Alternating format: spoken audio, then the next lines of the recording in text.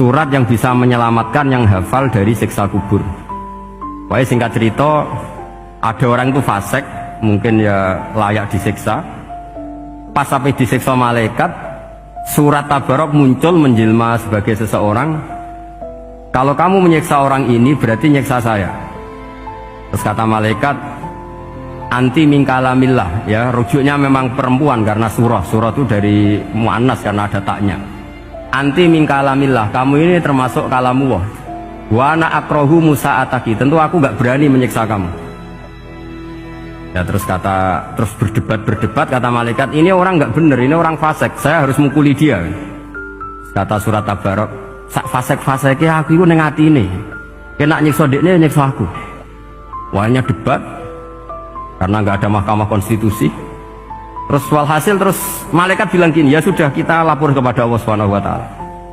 Lapor, akhirnya surat Tabarok ini cerita ke Allah, ya Allah, ini orang setiap kali datang ke saya dari sekian surat-surat yang ada di Quran, orang ini milih saya, yang dipelajari ya saya, yang dihafalkan juga saya. Ini kata surat Tabarok kepada Allah. Jika orang ini hafal saya tidak ngefek ke dia untuk tidak disiksa, maka mendingan saya tidak termasuk kitabika, saya tidak termasuk Quran saja. Wong jadi Quran orang iso nyafaati. Terus kata Allah, lho kowe kok emosi, kata Allah. Ya harus emosi dong Gusti. Masa wis dadi Quran kok gak iso nyafaati sing apal. Terus kata Allah, wis aman. Makanya terus banyak orang ngapalkan surat Tabarok. Ya ini sekaligus ijazah nih.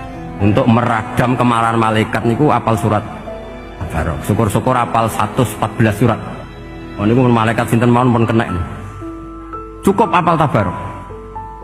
Sehingga adatnya orang-orang Jawa selain apal Yasin itu apal Tabarok.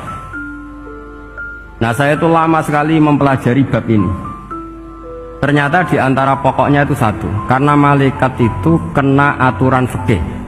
Nggih imut nggih, malaikat itu juga kena aturan fikih. Jika orang hafal Quran itu haram disadui, kita haram menghinakan, maka malaikat juga kena aturan tidak boleh menghinakan orang yang hafal Quran. Dan alhamdulillah di banyak syurahul hadis, hafal Quran itu maknanya tidak harus hafal semuanya. Orang boleh hanya hafal Tabarok, boleh hanya hafal Waqiah. Itu kalau kamu hafal betul, surat ini juga bisa berdiri sendiri mensyafaati Anda. Kayak ini surat Tabarok, beliau matur kepada Allah Subhanahu wa taala. Redaksinya gini, inna fulanan amida ilayya min baini kitabika fata'allamani wa ta'alani. Jadi dari sekian surat yang ada di Quran, orang ini selalu milih saya ya Allah.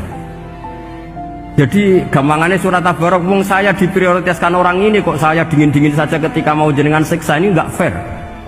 Apa gunanya saya sebagai kalamullah, sebagai kalamuka ya Allah, kemudian tidak ngefek kepada orang ini.